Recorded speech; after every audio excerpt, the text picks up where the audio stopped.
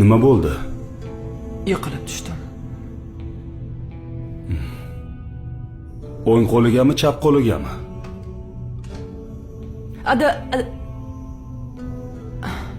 Adolat, tinchlikmi, nima bo'ldi? Kir ichkariga. Kirmaydi. Bularnikiga boramiz. Nima ko'rding?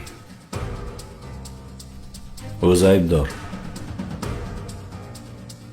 Xiyonat qildimi? Yo'q. Unda nima ko'rding? 2 qavat pastdagi qo'shnimiz jalba qildi. Ularning etajini supurmayotganmish. Nimaga supurmading desam, yaramadim, og'riyapman deydi. Kuyovligimda kiygan ko'ylagimni dazmolda kuydiribdi. E'tiborsiz bo'pman, og'riyapman-u deydi. Qozon kabob qilgin desam, dimlama qilib qo'yibdi. Nimaga dimlama qilding desam, yog'li ovqat qila olmayman-u, og'riyapman deydi. 3-4 kundan beri ertalab 6 da turadigan odat chiqardi. Ya xotin degan sal ertaroq turmaydimi desam, og'riyapman-u deydi. Boyagisi hammasidan oshib tushdi. Chog'ini ketishim kerak edi. Keyin yotgandim. Naskimni kiygizib qo'ygan desam, egilolmayman, og'riyapman deydi. Keyin qo'lim ketib qoldi. Farruh, aslida sen og'riyoq ekansan. Tushundingmi? Adolat, sen akam meni himoya qilmadi deb xafa bo'lma. Men og'ir oyoqlarga qo'l ko'tara olmayman. Nima ham qilardik? Meni singlim shunaqa dangasaroq ekan. Lekin seni singling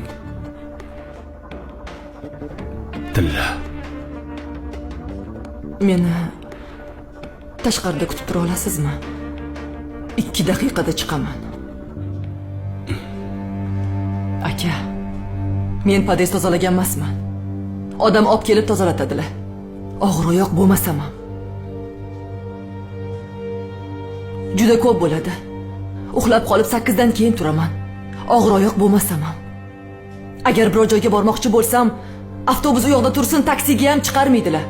O'zlari olib borib olib keladilar. Og'ir oyoq bo'lmasam ham. Qozon kabob, dimlama. Aka, biz bu ovqatlarni har doim buyurtma qilamiz. Menga qildirmaydilar. Chunki men qilishni bilmayman.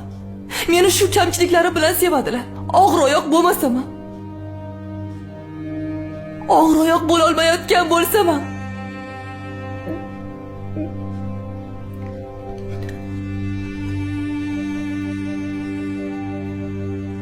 Ovozi do'rillagan hamma ham erkak bo'lavermas ekan.